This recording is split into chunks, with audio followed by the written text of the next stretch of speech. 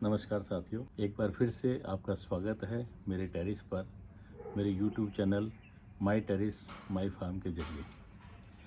आज हम फिर से बात करेंगे माइक्रोग्रीन्स की, और आज हम बात करेंगे कि चिया सीड और अल्फाल्फा इनके माइक्रोग्रीन्स हम किस तरह से तैयार कर सकते हैं। चिया सीड्स और अल्फाल्फा दोनों ही बहुत उत्तम माइक्रोग्रीन्स प्रोड्यूस करते हैं। दोनों की न्यूट्रिशन वैल्यू बहुत शानदार होती है। तो आइए हम शुरू करते हैं, साथ में बात करते रहेंगे। तो माइक्रोग्रीन्स के लिए जो मीडियम है वो हम इस ट्रे में जो मैंने पहले से तैयार करके रखा हुआ है कोकोपीट, और थोड़ी सी इसमें गोबर की खाद में डाल दिया करता हूँ। तो इस मिश्रण से हम इस ट्रे को फिलअप कर लेते हैं। ये हमने एक मोटी लेयर इसमें लगा दी है कोकोपीट, और थोड़ा सा जिसमें कंपोस्ट डला हुआ है, गोबर की खाद।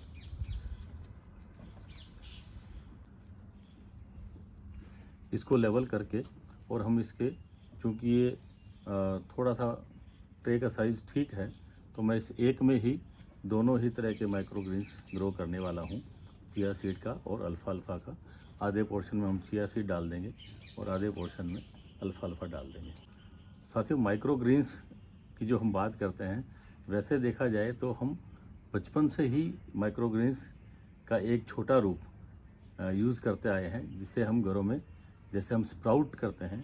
तो माइक्रोग्रीन्स यूँ कह सकते हैं कि स्प्राउट का नेक्स्ट जनरेशन आइटम है। स्प्राउट में थोड़ा जल्दी तैयार हो जाता है, लेकिन उसकी न्यूट्रिशन वैल्यू कुछ कम होती है।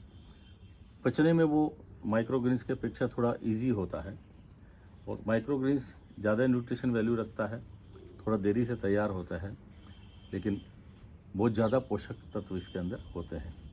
जो हमारे स्प्राउट होते हैं उसमें जनरली विटामिन सी रहता है, जो छोटे स्प्राउट होते हैं, क्योंकि वो हम उसको अंधेरे में ही तैयार करते हैं।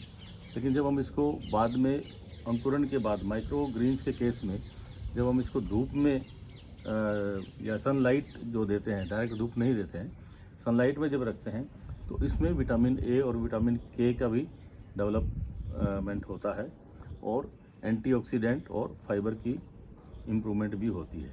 इसलिए दोनों ही चीज़ खा सकते हैं। अगर आपको जल्दी खाना है तो स्प्राउट बना के खाइए, और यदि आपके पास समय है तो माइक्रोग्रीन्स बना के खाइए, लेकिन खाइए ज़रूर। दोनों ही बहुत पोषक चीज़ें होती हैं। तो ये हमने इसकी लेयर लगा दी है, और इसको हम थोड़ा सा मॉइस्ट कर देंगे।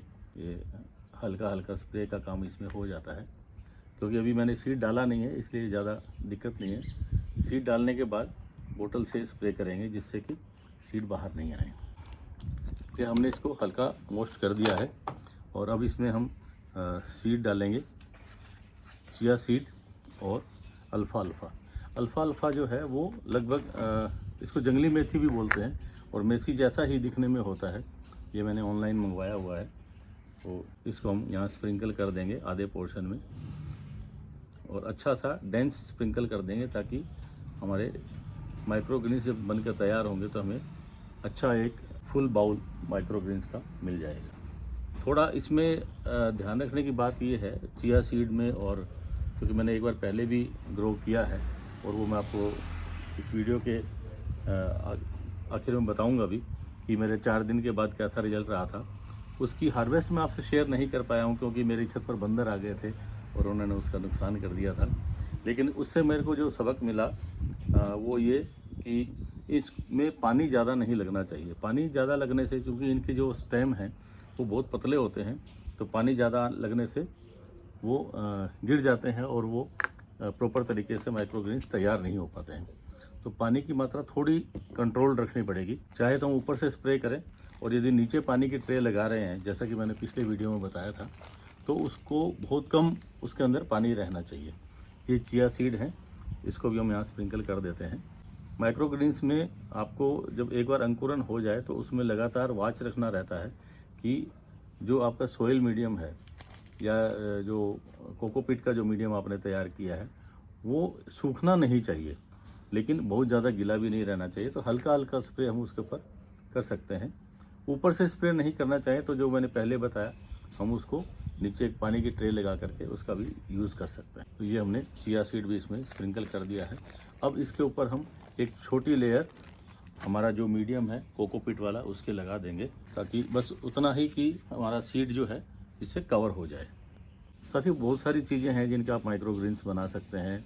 अजवाइन के बना सकते हैं, मटर के बना सकते हैं, इवन गेहूं का भी आप तैयार कर सकते हैं, जिसको आप जूस उसका बना के पी सकते हैं सुबह सुबह। कहते हैं खाली पेट पीने से काफ़ी अच्छा रहता है। मूली का हमने पहले देखा ही है पिछले वीडियो में।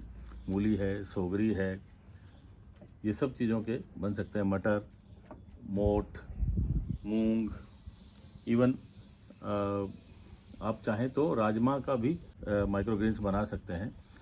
राजमा के बारे में एक बात आपको बताना चाहूँगा कि राजमा को हम स्प्राउट बना के कभी नहीं खाते हैं और खाना नहीं चाहिए, लेकिन उसका माइक्रोग्रीन्स बना के आप खा सकते हैं, क्योंकि राजमा हमेशा पका के खाया जाता है। तो जो स्प्राउट हम बनाते हैं उसमें चूँकि वो कच्चा रहता है तो वो स्वास्थ्य की दृष्टि से ठीक नहीं होता। लेकिन यदि आप उसके माइक्रोग्रीन्स बनाते हैं तो चूँकि माइक्रोग्रीन्स में हम उसका स्टेम और पत्तियाँ ही इस्तेमाल करते हैं, तो वो हम इसको यूज़ कर सकते हैं।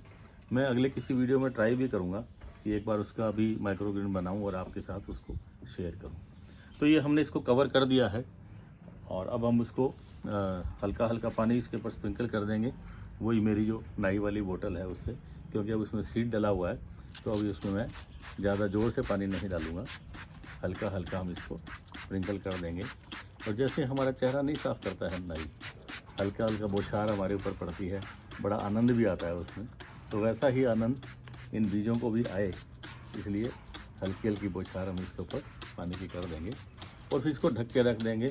2 दिन हम अंधेरे में रखते हैं, इसको कवर कर देंगे और जब इसमें अंकुरन हो जाएगा तब हम इसको निकाल के ऐसी जगह छत पर रखेंगे जहाँ सीधी धूप नहीं आती हो लेकिन दिन का प्रकाश जहाँ रहता हो। तो ये साथियों हमने इसको रेडी कर दिया है। बस अब मैं इसको कवर करके और अंदर हम बाथरूम में रख देंगे जहाँ ये डार्क एरिया में रहेगा 2 दिन, और उसके बाद जब अंकुरन फूट जाएगा तो हम इसको बाहर निकाल के डे लाइट में रखेंगे। मैंने जो पिछली बार लगाया था उसकी 4 दिन के बाद की जो ग्रोथ थी उसका वीडियो भी मैं आखिर में शेयर करूंगा आपके साथ कि उसमें किस तरह का रिजल्ट मुझे मिला था। तो देखते रहिए मेरा चैनल, और अभी तक यदि आपने शेयर और सब्सक्राइब नहीं किया है तो पुनः रिक्वेस्ट है, ज़रूर करें, सब्सक्राइब भी करें, शेयर भी करें, और वीडियो के बारे में कोई भी कमेंट हो वो कमेंट भी मुझे ज़रूर से बताएं। आपका दिन शुभ हो।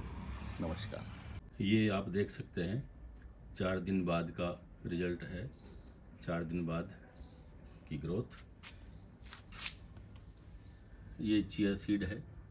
चिया सीड में थोड़ा कहीं कहीं जर्मिनेशन का इशू नज़र आ रहा है, और ये अल्फ़ा इसकी ग्रोथ बहुत अच्छी है, बहुत बढ़िया जर्मिनेशन हुआ है, लगभग 100% जर्मिनेशन हुआ है। तो 4 दिन बाद का स्थिति है। अभी इसको पूरा तैयार होने में, हार्वेस्ट करने लायक बनने में 4 से 5 दिन और लगेंगे। अब हम इनको डे लाइट में रखेंगे, सीधी धूप नहीं लगने देंगे, सिर्फ डे लाइट में रखेंगे, और 4 दिन के बाद इसका हमारे रिजल्ट मिलेगा और हम हार्वेस्ट कर पाएंगे इसको।